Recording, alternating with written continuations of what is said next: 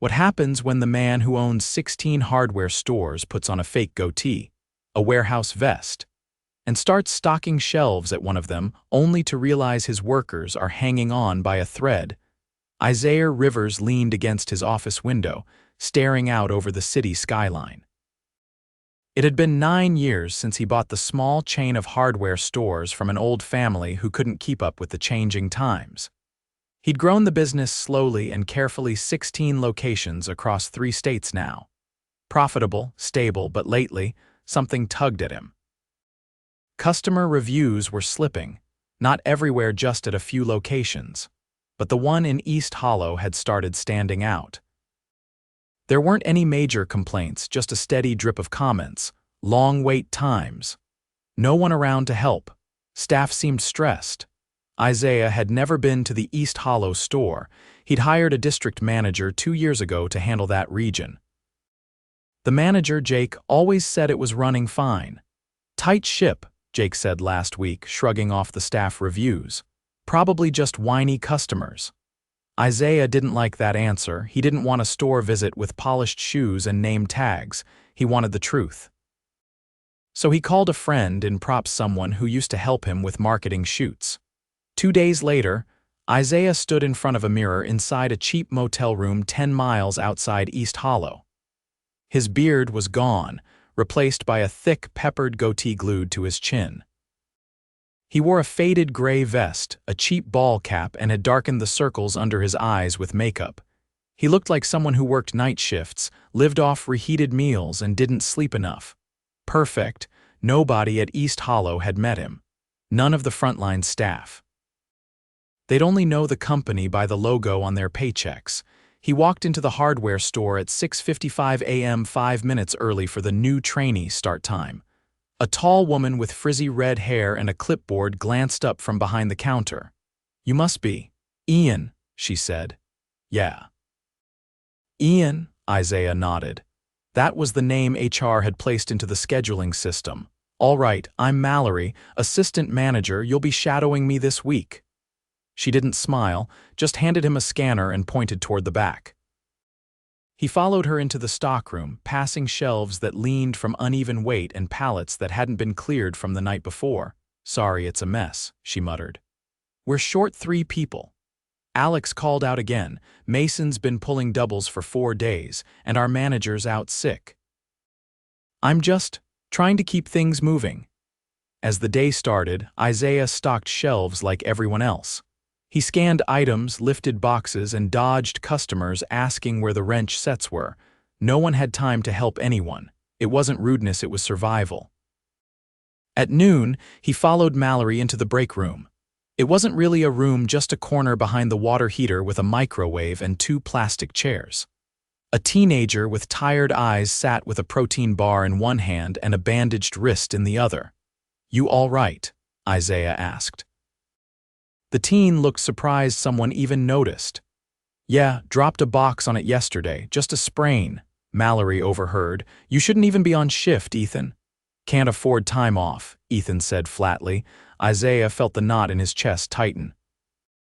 The rest of the afternoon, he stocked shelves while watching Mason, one of the older workers, shuffle from aisle to aisle with a limp.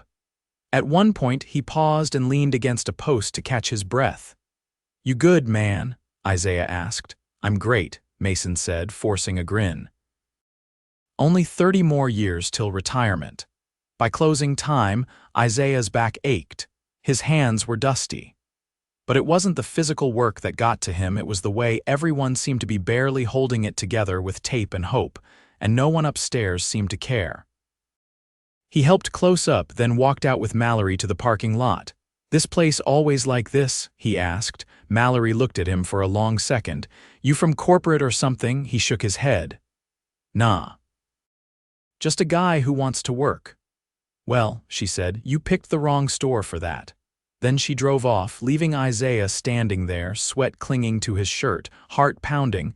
He had a lot to think about. By the 3rd day, Isaiah knew the names of most of the team, even if no one really knew his.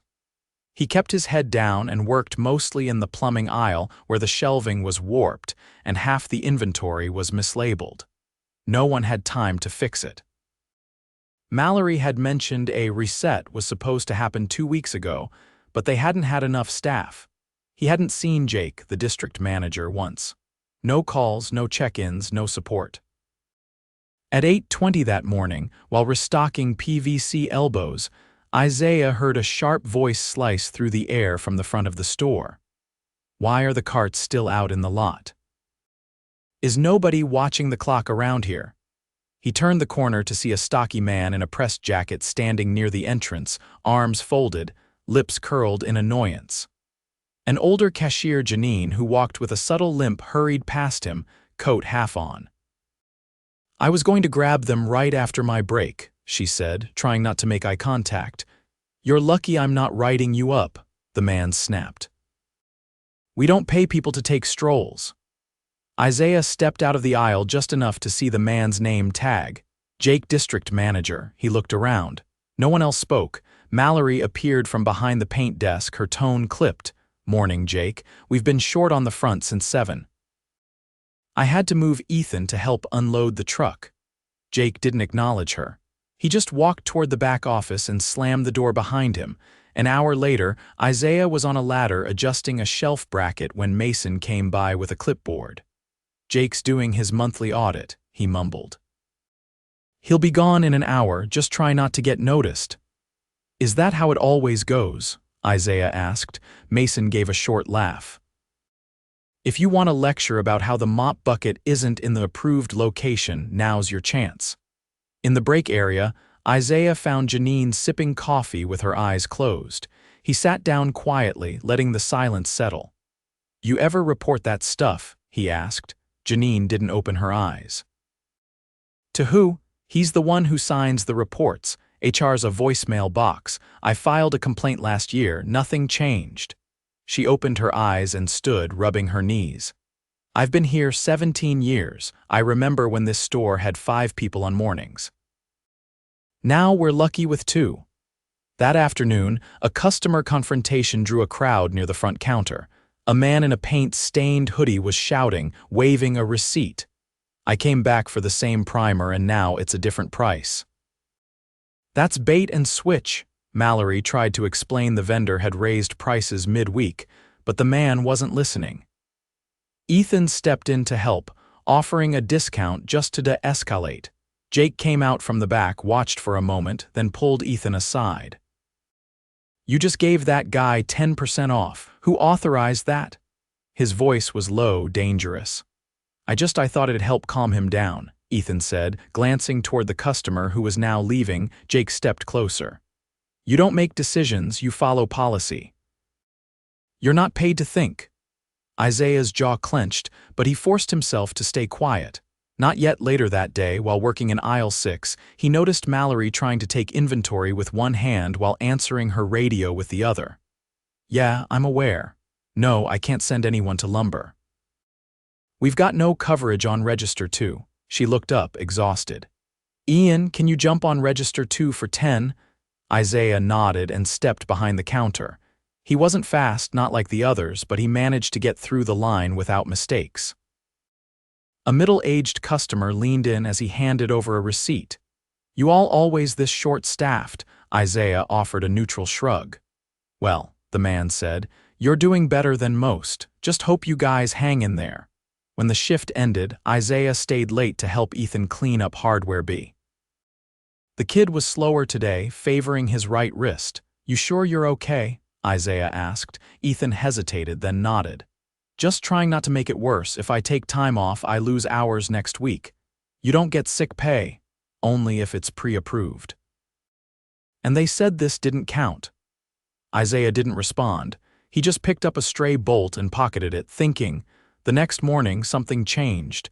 As Isaiah walked in, he saw Mason sitting on a bucket outside the rear entrance, head in his hands.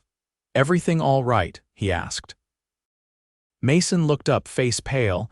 "Got dizzy lifting freight. Think I pulled something. Can't clock in like this. Did you tell Mallory? She's already juggling 3 roles. I don't want to make it worse." Isaiah knelt next to him. "You shouldn't be here if you're hurt." Mason gave a tired grin. "You sound like someone who's never had to choose between rent and Advil." Isaiah stood and walked inside, fists clenched. He found Mallory at the paint desk, trying to fix a jammed label printer. Her eyes were red. She didn't look up when she spoke. I know. Mason's out. Ethan can't lift. Janine has to leave early for her knee shots, and Jake just emailed saying corporate's cutting overtime next week. Isaiah's voice was quiet but firm. Tell me something. What would happen if you walked out right now? She looked at him, startled. I'm serious, he continued. You're holding this place on your back. What would happen if you stopped? Mallory wiped her hands on a rag. I've thought about it, but I've got a kid in middle school. Rent just went up, and I'm still paying off the furnace we had to replace. So no, I don't get to walk out. Isaiah nodded once and walked toward the office. He didn't knock. He just opened the door. Jake looked up from his tablet. You can't be in here, he said. Isaiah closed the door behind him. We need to talk. Jake leaned back. I'm in the middle of a performance review. Who even are you? Isaiah removed his hat, then peeled off the goatee. Jake's eyes narrowed. You've got to be kidding me. I'm Isaiah Rivers. I own this company. You've been lying to me for 2 years. Jake stood up, but Isaiah stepped forward. You said East Hollow was fine. You said staffing was stable. You reported no concerns. But I've been here 4 days and I've seen injured employees, unsafe conditions, and you berating a kid for trying to keep a customer from walking out. Jake tried to recover. Look, I didn't know you were. Isaiah cut him off. That's the problem. You didn't know and you didn't care, and I'm done tolerating it. Jake's voice rose. You don't understand what it takes to manage this many stores. Isaiah didn't raise his voice. I do. I built them. By the time he stepped out of the office, Jake's keycard was on the desk. Mallory was waiting near the front. Isaiah handed her a folded note with a number on it. Call this by noon. It's my direct line. I want you to help me reset this store. Starting today. She stared at the paper, then at him. You're really him? Yeah, he said, but right now, I'm just the guy who's going to fix what I broke. Then he walked out into the cold morning air, took a deep breath, and started making calls. The next morning, Isaiah arrived before sunrise, this time without the disguise. No vest, no glue on facial hair, just a plain button-down, worn jeans, and a clipboard. He stood near the rear entrance, waiting for the first shift to begin. A light drizzle misted the parking lot, softening the buzz of street traffic behind the building. Mallory pulled up in a dented silver sedan, the front bumper zip tied in place. She stepped out, saw him, and froze. You're early, she said, her voice cautious. So are you, Isaiah replied. I figured we'd start with the register logs and shift reports. You're really doing this yourself? She asked, tilting her head. I let people like Jake get too much distance between me and stores like this. That ends now. She didn't respond right away. Then, with a sideways glance, she unlocked the back door. Inside, the break area was still dim. The smell of dust and burnt coffee lingered. Isaiah dropped his clipboard onto the folding table and pulled out a stack of printed reports from the last 4 weeks. I want to see every schedule, every clock in record, and every overtime denial, and I want you to tell me where we start fixing this. Mallory sat across from him, still in her jacket. You'll need to talk to payroll. I don't have control over the system. That's why I brought the override codes. He slid her a laminated card from his pocket. You're now cleared for full scheduling authority, she blinked. You're serious. I'm not here to make a speech. I'm here to rebuild this place, one shift at a time.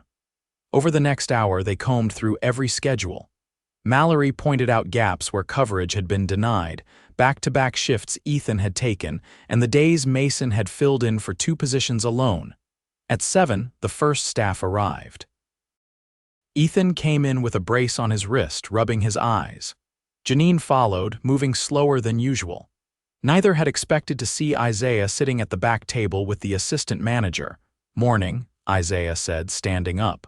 We're doing a full reset. You'll be seeing some changes immediately. Ethan looked unsure. Like what? Like you're being moved off freight for the next 2 weeks. You'll be on customer service desk until your wrist is cleared by a doctor, and I'm covering that appointment. Ethan blinked. What? You're getting paid to go, and if they say you need rest, you'll get the hours anyway. Janine leaned against the wall, watching carefully. You actually mean that? I do, Isaiah said, and I want your input on the floor layout. Janine let out a quiet breath. I've been saying aisle 13's backwards for years. Isaiah nodded. Then let's fix it. By noon, he'd met with every employee on shift, not as a CEO but as someone rebuilding a broken structure. He carried boxes with them, helped reset the paint section, and asked direct questions about what they needed. Mason arrived late, limping worse than usual. Isaiah intercepted him before he could clock in. You need medical clearance before returning, Isaiah said firmly. I can still work, Mason said, gripping the door frame. You've already done more than anyone had the right to ask, Isaiah said. Your job's safe. But you're not setting foot on the floor until that leg is checked. Mason's shoulders dropped. I don't have insurance. You do now. I added emergency coverage retroactive to last week, and I'll personally approve the time off. The older man didn't argue further. He just nodded once quietly. Mid-afternoon, Isaiah sat with Mallory in the office, reviewing the store's internal audit logs. Jake's entries had been vague, with repeated phrases like no action required and site stable. When compared to the visible disrepair and disorganization, it was clear he hadn't stepped beyond the back room. Why didn't anyone push back? Isaiah asked, scanning a section marked Staff Morale. Mallory shrugged. Most of us stopped expecting anything to change. You report a problem once, nothing happens. Twice, still nothing.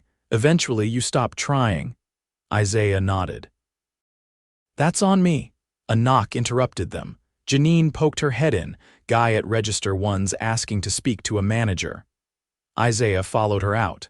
At the front, a man in a flannel coat with grease-stained hands stood next to a cart of power tools.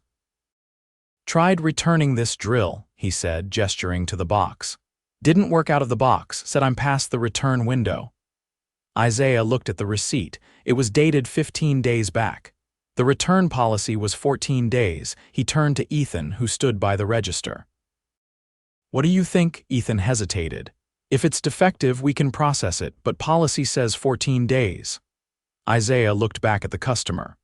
We'll take care of it, he said. I'm overriding. The man nodded, not fully satisfied but grateful. As he left, Isaiah turned to Ethan. From now on, if it's a defective item and they've got proof of purchase, we honor the return, no exceptions. Mallory, who had just joined them, narrowed her eyes. That'll hit margins. Isaiah didn't flinch. Only if we keep selling stuff that breaks after one use. The rest of the afternoon felt different. The tension in the air had thinned. Employees weren't suddenly cheerful, but they moved with a bit more purpose. Mallory started delegating again, her voice sharper, more authoritative. She wasn't holding the place together by sheer presence anymore, she was managing. By closing time, Isaiah stood by the front door, watching Janine count the last till. You really going to keep showing up? She asked. I've already blocked out the next 2 weeks, he said. You got 16 stores. And they'll all get the same treatment, but this one needed it first. She gave a slow nod. Just don't disappear again. I won't, Isaiah said, and if I ever start to, I expect someone to call me on it. Mallory came up behind him, holding a fresh printout. Schedules updated. I added coverage to every shift through next Thursday. Any pushback from corporate? Isaiah asked. I sent it using your override clearance. If anyone's got a problem, they'll have to talk to you. He smiled, tired but satisfied. Good. Ethan walked by, backpack slung over one shoulder. Thanks for today, he said. Isaiah nodded. It's just the start. Outside, the parking lot was wet from the afternoon rain, but the air had turned clearer. Isaiah looked back at the store's flickering sign. He wouldn't fix everything overnight. But for the first time in a long while, the people inside that building knew someone was paying attention, and that changed everything. It had been 11 days since Isaiah revealed who he was. The East Hollow store wasn't fixed, not even close, but something had shifted. Not in the walls or fixtures, but in the way people carried themselves. There were still shortages, still gaps in coverage, still more to do than time allowed. But now there was motion. Now there was a plan. Isaiah had set up a temporary office in the old janitor closet behind the lumber aisle. He refused to use the manager's backroom, not yet. That space would be renovated, but not until it earned the right to be called a workspace again. For now, he worked at a folding table beside stacks of unopened tile samples. On that Monday morning, he walked the floor with Mallory, clipboard in hand. A regional safety inspector was due in 3 days, and Isaiah wanted every aisle cleared of hazards. The ladder near plumbing still leaned against a bent shelf. A cracked floor tile near aisle 7 had been flagged with duct tape, and the exit sign over the garden door flickered, barely visible. "Cutoffs corroded. Needs new wiring," Mallory said after testing the switch. "I'll bring in the electrician from Central Maintenance," Isaiah replied. "We'll cover the call fee." "I'd rather use Dan," she said. "Local guy, lives 10 blocks away, he's helped us before." Isaiah nodded. "Get him in, bill it to facilities." They kept walking. When they reached the seasonal aisle, Isaiah spotted Ethan stacking bags of soil with one hand. "I thought I asked you to stay off freight," Isaiah said. Ethan straightened up quickly. "I was just moving the last few. I didn't want to leave them for Janine. Let her handle it." "We adjusted her duties. Your light duty until your follow-up next week." Ethan gave a short nod and stepped away. Mallory watched him go. "He's trying to prove he's worth the hours," she said. "Kid's scared to look weak." "He shouldn't have to," Isaiah said. "No one here should feel like they're replaceable just because they need help." They rounded the corner near checkout, where Janine stood at register 2 counting the coin tray. She looked up when she saw them. "Morning," she said, voice flat. "You all right?" "Yeah, just tired." "I stayed late yesterday to walk Mason through the new inventory scanner." Isaiah frowned. "He's not back yet. Wasn't working. He just wanted to learn it before his next shift." Isaiah folded his arms. "That's not nothing. You should have seen him with the scanner. Took him 10 minutes to figure out how to switch departments, but he got there. Give him a tech stipend. I want him trained properly with the right gear." Janine raised an eyebrow. "You're just making those rules up as you go?" "No. I'm correcting the ones that should have existed already." That afternoon, the store's new floor lead, a woman named Rena from another location, arrived to help with the transition. Isaiah had handpicked her not because she was flashy, but because she had a clean track record, strong peer reviews, and experience managing small teams under pressure. She met Mallory near the tool section. "You're the one who kept this place afloat, right?" Rena asked, extending a hand. "I just kept it from sinking," Mallory replied, shaking it. "Then let's patch the holes and start powering forward." Isaiah watched from a distance, letting them work. He wanted to see how they adapted, how they delegated. He didn't want to give orders. He wanted to build leaders. But not everyone adjusted. By Thursday, trouble surfaced from a name Isaiah had barely noticed: Clarence, the weekend floor coordinator. He worked only Fridays through Sundays, but his name was tied to 3 different employee complaints filed over the past month. Isaiah had overlooked them when he first arrived, assuming the issues were isolated. Then Mallory forwarded him a message from HR. Clarence had refused to schedule Ethan on Saturdays, despite there being a gap. The reason, written plainly in one of Clarence's notes: "Customers prefer to deal with someone who looks more professional." Isaiah called him into the back room immediately. Clarence walked in with a half-limp handshake and a practiced smile. "Hey boss, heard you've been making big changes." Isaiah didn't respond to that. He held up a printout of the schedule and the corresponding note. "You wrote this," he said. Clarence glanced at the page. "Oh, that? I meant Ethan's wrist brace. It looks unprofessional." Isaiah didn't blink. "You didn't say brace, you said someone who looks more professional." Clarence shifted. "I think you're reading into it." "I'm not," Isaiah said, voice steady. "And I've reviewed your history. You've denied hours to Ethan, to Rena when she was a sub here last spring, and to 2 others based on nothing but perception." I build schedules based on who I think customers will respond to. And who told you that was your job? Clarence's mouth twitched. It's just instinct. Store flow, Isaiah stood. You're done here, effective immediately, Clarence scoffed. You're firing me, just like that? Yes, Isaiah said, because I don't reward people who gatekeep opportunity behind personal bias. You don't belong in this company. Clarence muttered something under his breath and left without a handshake. Isaiah didn't care. That evening, he gathered the team in the break area not for a speech, but to listen. He leaned against the wall, sleeves rolled, arms crossed. I made mistakes, he said. I trusted reports instead of people. I let someone like Jake operate unchecked, and I let this store drift. No one interrupted, but that's over. I'm not going to stand in front of you and promise overnight fixes. You've heard that before. What I can promise is that I'll stay connected. I'll visit, I'll listen. And I'll make sure the people who do the work here are the ones who shape how we grow. He nodded toward Mallory. She'll be promoted to store manager officially, effective next week. A few surprised faces turned her way. Mallory kept her arms folded, but her eyes flicked once toward Isaiah, unreadable. I've also approved additional weekend coverage. Janine's getting assistant scheduling authority, and Mason's returning to modified duty starting Tuesday. Ethan raised a hand. What about Clarence? He won't be back. No one questioned it. The next day, Isaiah met with a contractor to begin the slow renovation of the back office and break area. New lighting, better seating, a real microwave, nothing fancy. Just enough to show that the people here mattered. By the following Monday, Rena had created a visual floor plan for rebalancing staff coverage. Mallory began holding short morning briefings, 5 minutes tops, just to get everyone aligned. They didn't solve the labor shortage overnight, but the chaos had structure now, and Isaiah.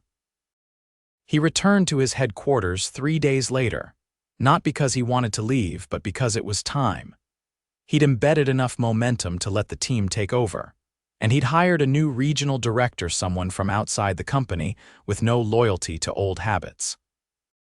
Before he left, he pulled Mallory aside. You ever want to move up district level, regional, you call me. She shook her head. I'm not done here yet. You won't always have to stay to fix it. I'm not staying to fix it, she said. I'm staying because it's mine now. Isaiah smiled.